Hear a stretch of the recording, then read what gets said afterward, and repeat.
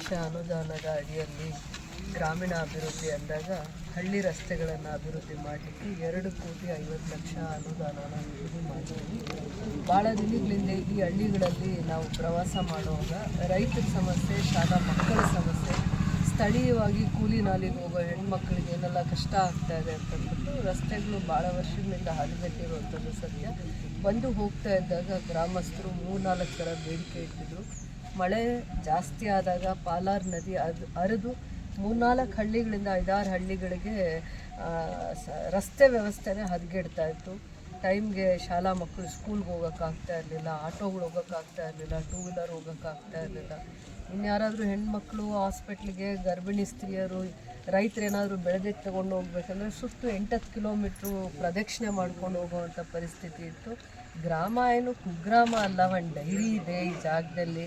ಭಾಳ ಎಲ್ಲ ಮೇಡಮ್ ಅವ್ರು ಬಂದಮೇಲೆ ಡೆವಲಪ್ಮೆಂಟ್ ಆಗಿರೋದು. ಉಪಗ್ರಾಮ ತುಂಬ ವಿಶೇಷತೆ ಇದೆ. ಆಮೇಲೆ ಅಲ್ಲಿರುವಂಥ ಗ್ರಾಮಸ್ಥರು ಬಹಳ ಶ್ರಮಜೀವಿಗಳು. ಸ್ವಂತ ಖರ್ಚಿನಲ್ಲಿ ದೇವಸ್ಥಾನ ಕಟ್ತಾರೆ. ಊರಿನ ಅಭಿವೃದ್ಧಿ ಬಗ್ಗೆ ತುಂಬ ಕಳ್ಕಳಿ ಇರುವಂಥ ಜನ. ಏನೇ ಮಾತಾಡಿದ್ರು, ಗಟ್ಟಿ ಧ್ವನಿಯಿಂದ ಮಾತಾಡಿದ್ರು ಕೂಡ ಅವರಿಗೆ ತಮ್ಮ ಊರಿನ ಬಗ್ಗೆ, ತಮ್ಮ ಸಮಸ್ಯೆಗಳ ಬಗ್ಗೆ ಕಳಕಳಿ ಜಾಸ್ತಿ ಇದ್ದಿದ್ದನ್ನು ನಾನು ಮನಗಂಡಾದ್ಮೇಲೆ ಭಾಳ ಹಿಂದೆ ಯಾವಾಗೋ ದೇವೇಗೌಡರು ನೀರಾವರಿ ಸಚಿವರಾಗಿದ್ದಾಗ ಚಿಕ್ಕದು ಸೇತುವೆಯನ್ನು ಮಾಡಿರ್ತಾರೆ. ತದನಂತರ ದಿನಗಳಲ್ಲಿ 30-40 ವರ್ಷಗಳ ನಂತರ ಅದು ಬಹಳ ಹದಗೆಟ್ಟಿರುತ್ತೆ. ಅದನ್ನು ನಾವು ಸರಿಯಾದ ರೀತಿ ಮಾಡಬೇಕು ಅಂದಾಗ 7.5 ಕೋಟಿ ವೆಚ್ಚದಲ್ಲಿ ನಾವು ಮಾಡಿರ್ತೀವಿ ಎರಡೂ ಕಡೆ ಬರ್ತಾ.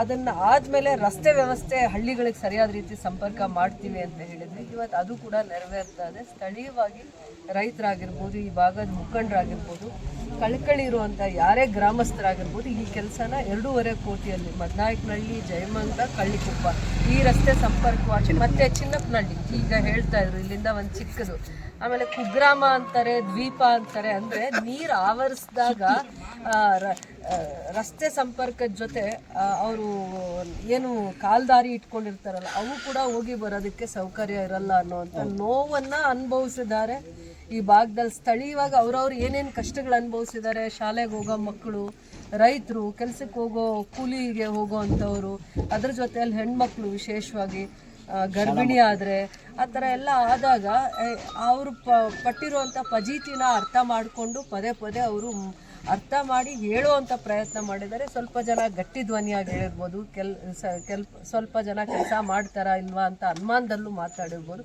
ಅದಕ್ಕೆಲ್ಲ ತೆರೆ ಎಳೆಯುವಂಥ ಕೆಲಸ ಮಾಡಿ ಸರ್ಕಾರದಲ್ಲಿ ಗಟ್ಟಿಯಾಗಿ ಯಾವುದು ಸಮಸ್ಯೆಗೆ ಅತಿ ವೇಗವಾಗಿ ಅನುದಾನ ತರಬೇಕು ಅನ್ನೋಂಥ ವಿಚಾರದಲ್ಲಿ ಪ್ರಯತ್ನ ಮಾಡಿದ್ದೀವಿ. ಇವತ್ತು ಅವ್ರ ಮುಖದಲ್ಲಿ ಪೂಜೆಗೆ ನಿಂತಿದ್ದಾರೆ ಅಂದಾಗೆ ಒಂದು ಸಮಾಧಾನ ಆಯಿತು. ತುಂಬ ಕಷ್ಟ ಆಗ್ತಿತ್ತು ಇವ್ರು ನಿಂತ್ಕೊಂಡು ನನ್ನ ಅಕ್ಕ ಅಂದ್ಬಿಟ್ಟು ಎಲ್ಲರನ್ನೂ ಕರ್ಕೊಂಬರೋಕ್ಕೆ ಹೋಗೋ ಅಷ್ಟರಲ್ಲಿ 2 ಅವರ್ ಆಗ್ತಿತ್ತು.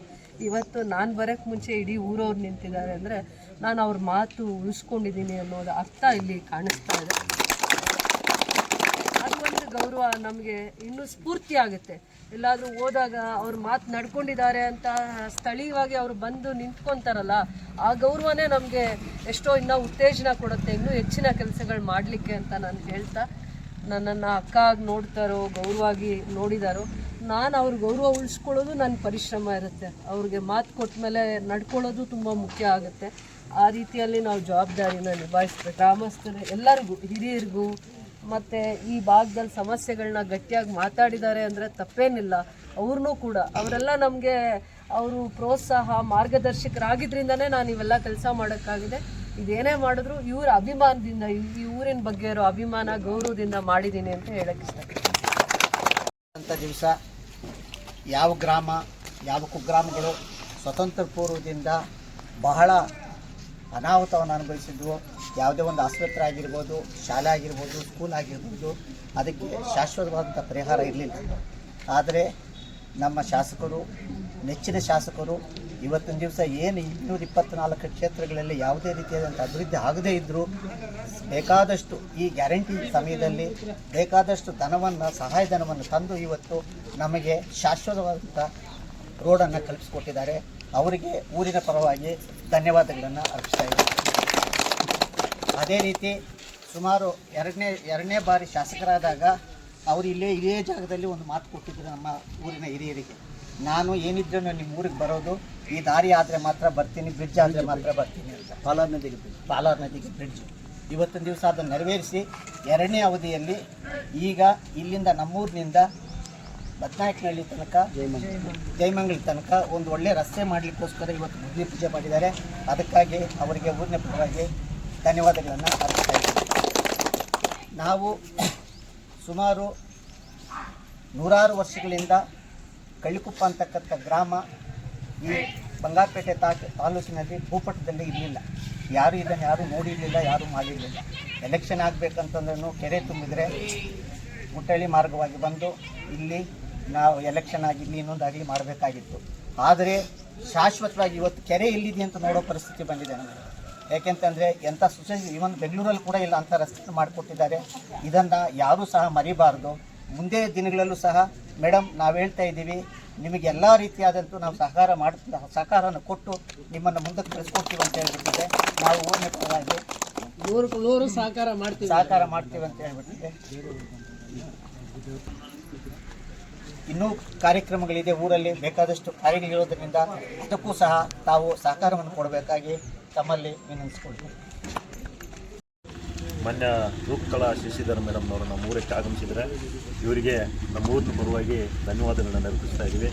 ಏನು ಇವತ್ತು ದಿವಸ ನಮ್ಮ ಗ್ರಾಮಕ್ಕೆ ಕುಗ್ರಾಮಕ್ಕೆ ಅತಿ ಹೆಚ್ಚುವಾಗಿ ಅನುದಾನ ಕೊಡೋದ್ರ ಮುಖಾಂತರ ಮತ್ತು ಎಲ್ಲ ರೀತಿಯಲ್ಲೂ ಸಹಕಾರ ನೀಡೋ ಮುಖಾಂತರ ನಮ್ಮ ಏನು ಮೇಡಮ್ನವರು ಅನುಕೂಲ ಮಾಡ್ತಾಯಿದ್ರೆ ಅವರಿಗೆ ಉತ್ಪೂರ್ವ ಧನ್ಯವಾದಗಳನ್ನು ಅರ್ಪಿಸ್ತಾ ಇದ್ದೀವಿ.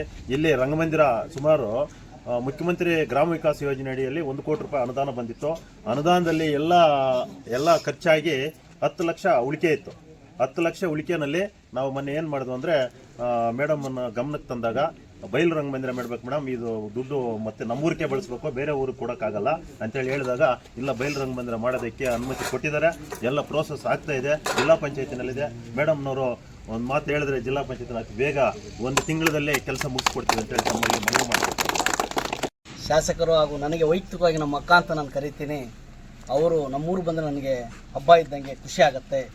ಆ್ಯಕ್ಚುಲಿ ನಮ್ಮದು ಕುಗ್ರಾಮ ನಮ್ಮದೇ ಅಂತಲ್ಲ, ಈ ಒಂದು ಬೇತ್ಮಂಗ್ಳಿಂದ ಆವಣಿ ತನಕ ಯಾರ್ಯಾರು ಈ ರಸ್ತೆಯಲ್ಲಿ ಹೋಗ್ತಾರೋ, ಯಾವ್ಯಾವ ವಿಲೇಜ್ಗಳಿದ್ದಾರೋ ಅವ್ರಿಗೆಲ್ರಿಗೂ ಬಹಳ ತೊಂದರೆ ಆಗಿತ್ತು. ಹಿಂದೆ ದೇವೇಗೌಡರು ನೀರಾವರಿ ಸಚಿವರಾಗಿದ್ದಾಗ ಸಣ್ಣದಾದಂಥ ಒಂದು ಬ್ರಿಡ್ಜ್ ಮಾಡಿದರು ಈ ರಸ್ತೆಗೆ. ಏನು ಬೇತ್ಮಂಗ್ಳಿಂದ ಆವಣಿಗಾಗ್ಬೋದು, ಇಲ್ಲ ಬ್ಯಾಂಗ್ಳೂರು ಟು ಚೆನ್ನೈ ಏನು ಹೈವೇ ಇದೆ ಅದಕ್ಕೆ ಕನೆಕ್ಷನ್ ರೋಡ್ ಆಗ್ಬೋದು, ಮುಳಬಾಗ್ಲಿಗಾಗ್ಬೋದು, KGF ಬರೋ ಎಲ್ಲ ಜನಗಳಿಗೆ ಅನುಕೂಲ ಆಗಲಿ ಅಂತಂತೇಳಿ ಮೇಡಮ್ ಅವರು ಈ ಹಿಂದೆ MLA ಆದಾಗೂ ನಾವು ಹೇಳಿದ್ದೀವಿ. ಆಗ ಕಾರಣಾಂತರದಿಂದ ಆಗಲಿಲ್ಲ. ಈಗ ನಮ್ಮದೇ ಆದಂಥ ಸರ್ಕಾರ ಬಂದಾಗ ಮೇಡಮ್ ಅವರು ಪ್ರತಿಜ್ಞೆ ಮಾಡೋದ್ರು, ಏನು ನಿಮ್ಮ ಭಾಗಕ್ಕೆ ನಿಮ್ಮೂರು ಬರಬೇಕಂದ್ರೆ ನಾನು ಈ ಭಾಗದಲ್ಲಿ ಏನು ಪಾಲಾರ್ ನದಿಗೆ ನಮ್ಮೂರು ಹಿರಿಯರು ನಂಜಿನಣ್ಣವರು ಅವರೆಲ್ಲ ಕೇಳಿದ್ರು, 2-3 ಟೈಮ್ ಕೇಳಿದ್ರು, ಏನಮ್ಮ ನೀವು ಹೇಳಿದ್ರಿ ಮಾಡಿಕೊಟ್ಟಿಲ್ಲ, ಯಾಕೆ ಮಾಡಿಕೊಟ್ಟಿಲ್ಲ ಅಂತಂತೇಳಿ. ಅವ್ರ ಮಾತಿಗೆ ಬದ್ಧವಾಗಿ ನಾನು ಮಾಡೇ ಮಾಡ್ತೀನಿ, ಚಲಪತಿ ಮಾಡ್ಕೊಂಬರ್ತೀನಿ ಅಂತಂತೇಳಿ ನನ್ನನ್ನೂ ಜೊತೆಯಲ್ಲಿ ಕರ್ಕೊಂಡು ಸೆಷನ್ ನಡೆಯುವಾಗ ಚಲಪತಿ ಇದೆಲ್ಲ ಕ್ಲಿಯರ್ ಆಗೋ ತನಕ ಜೊತೆಲಿ ನೀನು ಅಲ್ಲೇ ಇರಬೇಕಂತೇಳಿ 1 ದಿವಸ 2 ದಿವಸ 3 ದಿವಸ ಜೊತೆಯಲ್ಲಿದ್ದು, ಮತ್ತು ಇಂಜಿನಿಯರ್ಗಳು ಅವ್ರು ಬಂದಾಗ ಅವ್ರಿಗೇನು ನಾವು ಕೋಆಪ್ರೇಟಿವ್ ಮಾಡಬೇಕು ಸಹಾಯ ಮಾಡಿ ಒಂದು ಮಾಡಿಕೊಟ್ಟಿದ್ದಾರೆ. ನಮ್ಮೂರು ದ್ವೀಪದಿಂದ ವಿಮುಕ್ತವಾಗಿದೆ, ನಮಗೊಂಥರ ಸ್ವತಂತ್ರ ಸಿಕ್ಕಿದಂಗೆ ಆಗಿದೆ.